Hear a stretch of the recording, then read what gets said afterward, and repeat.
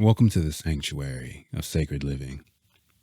For a moment, if you will, picture this: a tapestry woven in the strands of stardust and whispers of the ancient.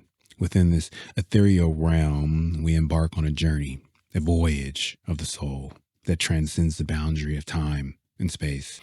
In the cadence of life's symphony, let us attune our hearts to the subtle whispers of the universe. Like ripples on a tranquil pond, each breath, each step we take resonates with the pulse of existence, echoing the wisdom of ages past. Here, amidst the delicate dance of light and shadow, the extraordinary and the mundane entwine in a graceful embrace. The mundane often overlooked, concealed secrets waiting to be revealed.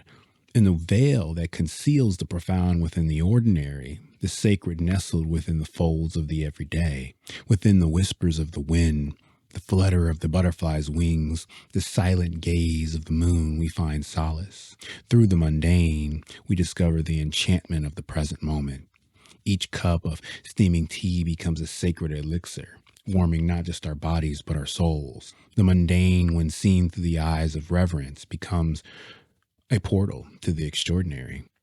Let us explore the art of infusing our lives with sacred ceremony, crafting moments of significance within the tapestry of our days. As we engage in intentional rituals, we honor our interconnectedness of all things.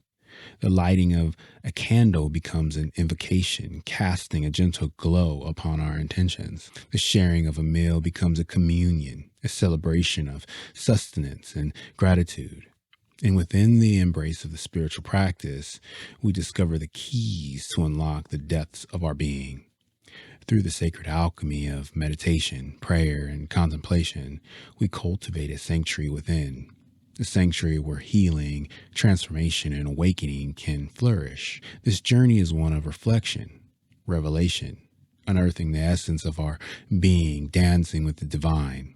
We draw inspiration from the mystics and sages for their wisdom, echoed through the corridors of time, guiding us on this profound pilgrimage of the soul. So with open hearts and curious minds, let us embark together upon this poetic odyssey, where the casual and the figurative intertwine, where the informative and the ethereal merge in perfect harmony. We shall explore, learn, create, embrace the extraordinary that resides within the realms of the everyday. Welcome to this episode of Sacred Gnosos. And today we'll be talking about sacred living. Hand in hand, let's embark upon this enchanted voyage where the mystical and the practical converge. And as we delve into the depths of spirituality, sacred ceremony, and the boundless potential of perceiving the everyday as sacred. Welcome to Sacred Gnosos. And today, let's talk about the sacred living aspect of living, of approaching our daily tasks, the items on our checklist, the people in our daily lives, how we can approach everything with a hint of the sacredness that exists in all things. Something I find very intriguing is the fact that we have a choice in the way that we encounter our daily life, in the way that we experience the moment-to-moment magic of living. And it's in these moments that we actually choose to believe, to feel something different. We are attuning our frequency to a higher order. For instance, if we're making coffee, we can begrudgingly make this coffee. And we can act as, oh no, this is another task that I need to do so I can get out of the house and I can get on to my next task. I can get to work or whatever it may be. Or we can look at it as an opportunity to be the way that we enter our day. That me making this coffee here right now in this time and space is a sacred act. It's a ceremonial act to jumpstart, to kickstart, to add fuel into the day's fire. Now, we can do this and we can see how it changes the momentum of our day. right? Just a change in the way that we think about something that we do on a daily basis. Some of the most mundane things that we find ourselves doing.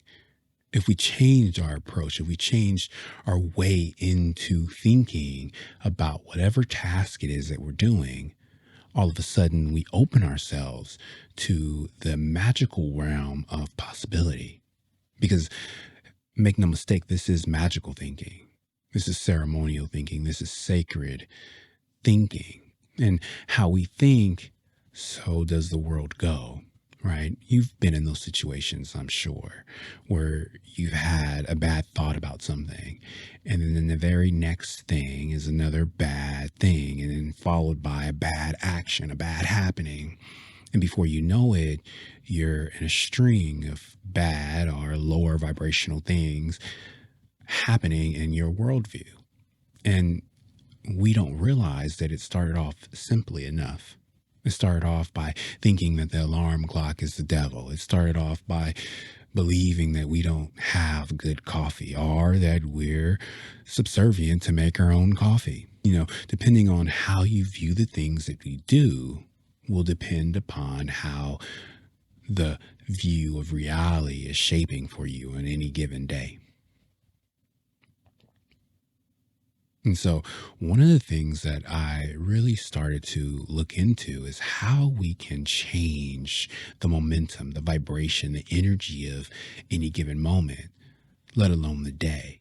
If we're seeking to have amazing and blessed, lucky days, it starts in the moments, right? Every moment is an opportunity to build into that blessing of a day, that lucky day, or it's an opportunity to downgrade into a day where it's filled with nothing but strife or discontent, anger, frustration. Every moment is an opportunity to build up or to build down.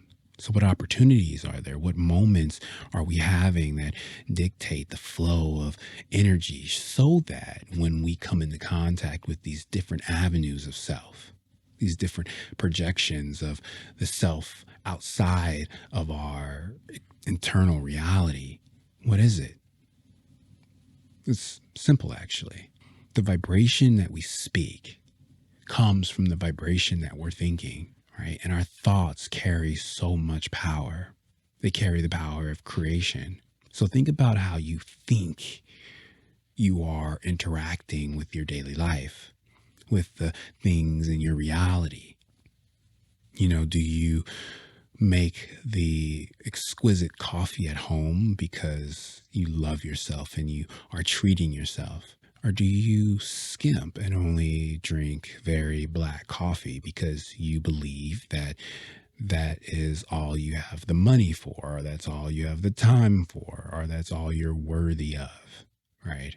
The way that we think about things really has an impact. So going back to our coffee example, if we are believing that black coffee is actually the best for me and I'm serving myself the best black coffee in the world because I'm worthy of it, well, that changes everything. But if we're coming at it like, oh, I'm drinking, X, Y, and Z brand black coffee and it's the best I can afford for right now. This kind of thinking puts you into more of a negative vibration, a lack vibration. And so when we go out further into our day, we're going to be expressing more of that negative vibration, more of that lack vibration. And guess what? The world, being a perfect reflection, will also reflect those experiences. More opportunities to experience lack, to experience lower vibrations, because we started the wheel moving in that direction. So how you do one thing is how you do everything. And in cases like this, how you think in one area is how you'll think in multiple, if not all areas. And the more consistent a thought vibration is carried throughout our life, the more consistently will be reflected the same back to us. So when we are really trying to change our worldview, change our reality, enter into new vibrations, new experiences, new happenings, What are we carrying with us? What stories are we telling ourselves, right? What are we actually doing in our day to day and our moment to moment that is dictating the future moments, right? We can think about, oh, yes, I'm always positive. Oh, yes, I'm always happy. But if your external reality is not quite reflecting that, we have to look deeper into the thoughts that are carrying the frequency of our being. And oftentimes, when we look close enough, we'll see how it is that we are interfering in the sacred art of living. We are cutting off the divine flow of creation in our own lives. And it all starts with our mind. The thoughts that we think consistently carry out into and reverberate into the world at large. And it's in these reverberations that we find ourselves reacting to.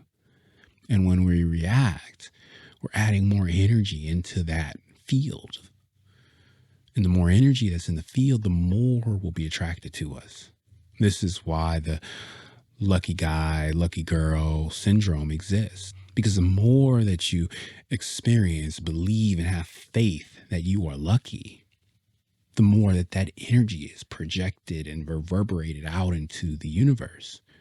And with it being so consistent, the universe, God, has no choice but to reverberate that back to you, to give that back to you in the same manner in which it was received. Right. So if you harbor any doubts about your luckiness, about your faithfulness, then that will be reflected back to you. But if you go out on a moment to moment basis in a daily environment and experience always being lucky, always having faith that everything will work out, never having any doubt whatsoever that anything will go wrong, then that is what you will receive. But oftentimes, the way the world is set up, the way the news stories come out, the way everybody tries to tell you negative stories of people and passerbyers, you get this distinct feeling, this indication that I can't be lucky. I can't be lucky because there's many other people around that aren't experiencing this luck. And so we want to feel a part of the whole. We want to feel as though we're like everyone else. It's unfortunately one of the programmings left over from our early programmed institutions. But in reality, we are divine creator beings made in the image of God. And in this image, I want you to really answer this question honestly. Is there any imperfection? Are there any things that actually are bad in the divine order of things? In my worldview, there aren't. In my worldview, negative things don't happen. In my worldview, we are all spiritual beings playing a human role, playing a human experience. And in this human experience, things don't go wrong. We choose frequencies to play out, but we can also choose new frequencies at any given moment. That's one of the divine aspects of living that I find so amazing. So when we choose to go about the things that we must do in a day, and we choose the energy of frustration, of begrudgingly doing something, or we choose the energy of, oh, I'm doing this just because I have to. That energy is embodied deep into the soul, and it's pushed out into the universe. And so you'll be brought more experiences where you'll have to suffer through or frustrate yourself through or overcome said frustration. Always. Instead of looking at every task, every doing, every happening as something that's divinely orchestrated, divinely given to you by God to experience. That everything happening to you is lucky, right? You're lucky in your abundance. You're lucky in having no debts. You're lucky in, connections and love and business. You're lucky. Everything is always happening for you. If you change your initial thoughts, if you change the way that you think about these thoughts, all of a sudden your worldview will start to change. And in the beginning, it most likely won't be instantly. You could say, in a way, it's God's way, the universe's way, in testing to see if you truly believe in your thoughts, if you truly have faith in your thoughts, right? But the longer you persist, the easier and faster these things that you desire, you want to manifest, will come into your life. Your ideal way of living will magically, in divine order, show up and manifest in your life. But you have to be consistent. You have to be so consistent that that's all you really think about. You have to have so much faith that you would be willing to walk into death's arms, believing without a doubt that it's still going to happen, because nothing's over until the lights go out. Now, I don't mean the lights from the sun or the moon, but I mean until the proverbial lights on this human experience go out. Everything is possible into the last single moment. And that's the kind of faith that you would need to bring in order to start to change the predominant frequencies, vibrations in your daily life. So I have a question for you. What are your predominant thoughts? Right? How are you thinking about these thoughts? Can you identify the frequency that you're in because of the way that you're thinking? If you're choosing not to put on the last hot dog, or you're choosing not to have the last food item that you have because you believe that it would be better to save it for the next day because money's tight, or whatever the reasoning is, that thought process is coming from a place of lack. And coming from a place of lack, you only invite more experiences of lack. Now, this is a very simple idea, but maybe it's also gas, right? Maybe you want to go see your friend that's far away, right? But you're thinking about the time, you're thinking about the gas, and you're like, oh, you know what? That's too expensive. That's too much. I'll just stay home for now. Again, you're putting in frequencies of isolation. You're putting in frequencies of lack. You're putting in frequencies of I am unworthy to drive myself to go to see a dear friend of mine. And these feelings will then be projected into your reality and mirrored back to you. And so you'll experience more of those situations. Maybe now there's a group of friends getting together a week later and they're a little further out. The mirrored projections that you've already put into the universe will come back at you and say, well, now it's even further. And now I have less money. I should stay home. I shouldn't do this. And you get trapped into a cycle. And we can choose to stay in that cycle, or we can choose to start to see things differently and have faith that our origins as divine creators, as made in the image of God, that we have this unique ability to create, manifest the life that we truly desire. To have faith that there are otherworldly actors, there are otherworldly energies here to support you. It's when we believe that we must be the only ones to do it all for ourselves, and that no one here, no one far is there to support us, is when things start to go downward. Now, maybe you know people in your life that have seemingly done the impossible by themselves. But I would hazard to guess that you don't know their internal thinking.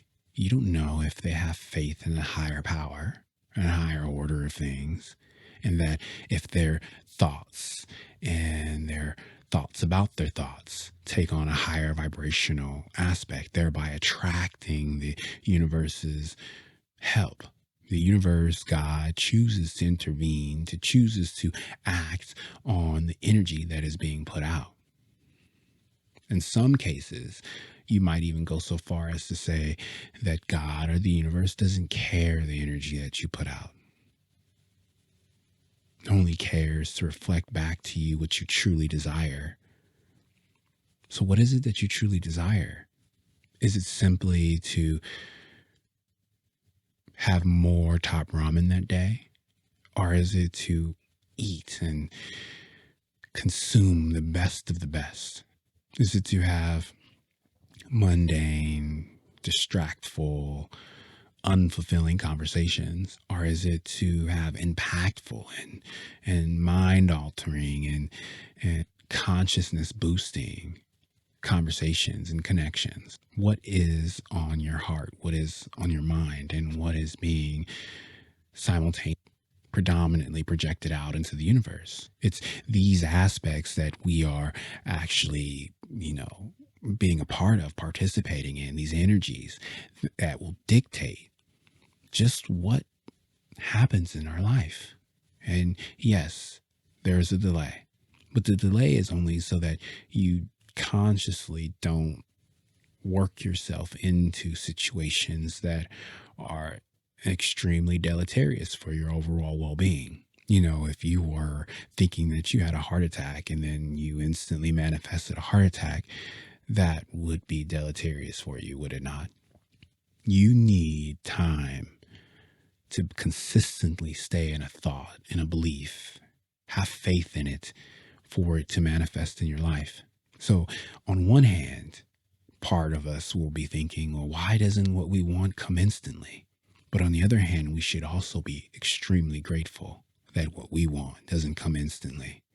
Because I don't know about you, but in a typical day, in a typical hour, you can have a range of emotions, a range of thoughts. And if those thoughts were to truly instantly manifest, a lot of us would be in trouble. A lot of us would be having issues that we really wouldn't want, right? If we all of a sudden woke up with the gift of instant manifestation, all of a sudden our minds would be fertile fields of instantly bringing into the reality whatever it is that we were thinking at that moment. And some of us are kind of crazy. Some of the thoughts that we have on a daily basis, moment to moment, would scare us if they were to truly manifest in that moment. But it's interesting because we can take this same concept and we can truly start to program to magically bring in the things that we truly desire by taking control over our thought process, right? In our thought process, we can choose to be the controllers or the controlled. And if we take on the role as a controller, as a creative in that thought-making process, then moment to moment, we're choosing the thoughts that we are thinking, the thoughts that we're creating. And then we can go out and we can actually make our life in the image that we want to see, because we are consistently choosing and creating the thoughts and creating and being in the vibration that we want to, by flipping things that are happening in our external reality, by reprogramming thoughts that seemingly come from outside of us, but are happening entirely inside of us, changing how we experience something, changing the thoughts about how we experience something. All of it combines to create a picture of the projection that we are sending out energetically, vibrationally to the universe. And so this is about controlling that projection so that what is mirrored back to us is truly what we desire, not what we desire by default, because we are sending out a projection, an energetic vibration that is in resonance with what is our consistent thoughts and creations. but is not in resonance with what we truly desire. This is a great distinction because we can often think about things in a low key, subtle way that becomes the predominant story, the predominant energy that we're projecting. But when we step into that creator, that controlling role, right, we're putting our faith in a higher order of things. We're putting our faith in our God self. And it's in putting our faith in something higher than our egoic self. We allow ourselves to subtly remove ourselves from the game. We don't have to play the character as we have storyboarded so far. We can change it in this moment, and the next moment, and the next moment after that. It's not about, oh, I had a bad thought. Uh-oh. That's, again, wrong thinking. But it's, I had a bad thought. Let me rewrite that. Let me change that. I don't go forward until I address what has currently happened, right? If it's a thought about, oh, I don't look good enough, then let me stop, take a breath in a moment, and speak to myself in a loving and kind and reassuring way that I am handsome, I am beautiful, I am worthy of attention, I am worthy of love, I give love, right? It's approaching these thoughts, approaching the consciousness that seems to want to invade that thought, our thoughts, our realm of reality, and we change it, we reprogram it in that moment to be something more than what it is. And it's simple, but at the same time, it's hard. It's hard to consistently pull ourselves from all these different external directions we seem to have allowed ourselves to be pulled into, right? Now, I love TV. I love movies. I love the entertainment world, right? But we also have to understand that this is a way to distract our energy, to pull different fibers of our vibration out of us and into these fictional worlds that are created by those creators. And so it's in these moments that we find ourselves being distracted, that we're not tuning into our own frequency. We're not actively creating the thoughts that we want to project out into the universe. And it's in these moments that we really have the opportunity to stay within that energy, stay within the vibration that we seek to project out. Now, another interesting caveat to this is the fact that when you allow other people's opinions, stories, ideas to infiltrate your mind, you're allowing the subtle poisoning of your own thought stream, right? And in poisoning your own thought stream, you're allowing your energy to be misdirected or to have changed directions into a potential field or happening or energetic vibration that you don't necessarily seek. But because we're allowing the stream to be hijacked, to be poisoned, we are thereby in complicit nature to this change. And we don't want to be complicit because what we truly desire is not what it is that is being presented to us. Instead, it's the deeper aspects. It's the more expansive parts of life, right? All of us want to be wealthy, but wealthy doesn't mean the same thing to everyone. But I can guarantee you there's a semblance of commonality that exists when we talk about wealth. We want to have the food that we choose, that we know to be energetically, vibrationally a match for us without needing to be a slave to have it. We want to be able to take care of our families, kids, parents, cousins, and uncles. We want to be able to be providers, helpers, containers for these energies so that they also don't need to be slaves to their own desires.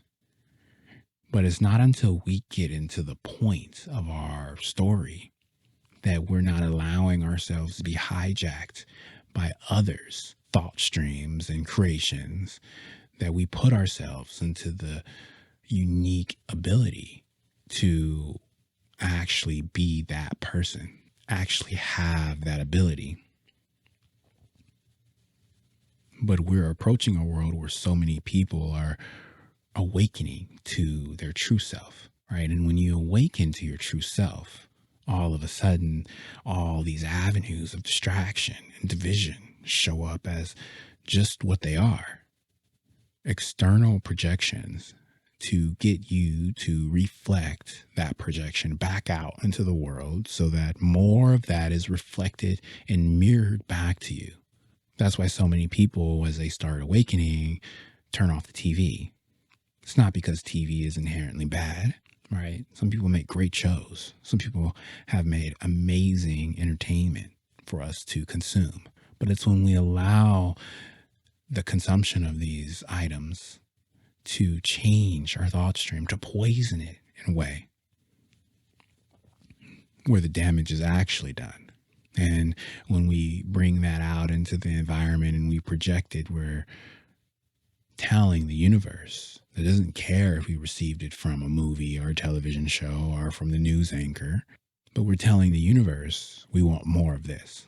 You know, if you hear the news anchor talk about a recession or food shortage and you go and you tell the next person, oh yeah, did you hear it's going to be a recession, or we're in one, or there's going to be a food shortage. Some may say, well, that's just informing my fellow man. That's just informing my fellow brother, you know. But instead, what you're doing is you are reflecting an external projection out into the world so that the world can project and mirror that back to you, so that you see more instances of that and you have more experiences of that. And depending on if that's truly what you want to happen, this is where the poisoning starts to seep in and we don't see it. We don't see it because it's not right away, right? It's not an instant manifestation. You won't see it today, next week, or even next month, but maybe you'll see it next year, right? Because now for a year, you've been consistently in this energy, this subtle vibrational instance where these negative aspects will happen. So unless you become strong enough in the mind, in the spirit, in the connection between yourself, that you can throw off the spells, throw off the witchcraft that is being practiced in our daily environment, and not attune your vibration to that energy and keep sovereign within your own energy, your own vibration, that's when you can engage with these mediums and not have the essence of you change. When we think about why we have so many more successful people financially, but so many more people not successful, not only not financially, but mentally, right? How many financially or career successful people have taken their own lives? It's not because, they didn't feel successful. It's that the vibrational thoughts of predominant thoughts that they were thinking were negative. So even if you believed yourself to be the best at X, Y, and Z, there's still other thoughts that pervade the day that make us realize that, hey, I don't like this. I don't like this at all. I don't know where this is going. And it scares me. It scares me so much that maybe I don't want to be here. It scares me so much that maybe I choose to be somewhere else. And again, like a vicious cycle, this starts to pervade your energetic field.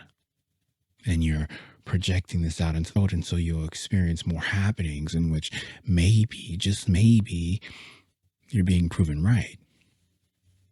The thoughts manifest everything that you want. Maybe not in the way that you're thinking. Maybe not in the way that you truly feel about your thoughts. Maybe it's in the way that you are predominantly feeling and having faith and believing in your thoughts. You know, if you're using the last bit of soap and you're like, oh, I don't get paid until next week. All of a sudden, you're using the last bit of your soap and you can choose to have frustration about the fact that this is the last bit of soap, or you can change your whole paradigm about what you're doing. And that's actually how we get into creating sacred ceremonies. Sacred ceremonies are really just creating a thought paradigm, a vibrational experience for yourself around anything that you're doing, whether it be washing the dishes, taking out the trash, meditating, going on a walk, right? Anything that you do, you can create a sacred ceremony around it. And it's when you are attaching higher vibrational feelings and thoughts to what it is that you're experiencing, then you start to change your vibrational future. You know, if every time you go to want to wash the car, you begrudgingly do it, well, now you're going to have more instances where you need to wash the car and you are going to feel a certain level of frustration. And it's in these levels of frustration that you'll find yourself now replicating that out into different avenues and areas of life. Now, when a friend maybe comes to visit you after you've washed your car, you're appearing with a frustrational, vibrational energy, and that friend picks up on it. And, you know, there is a butterfly effect for all of this.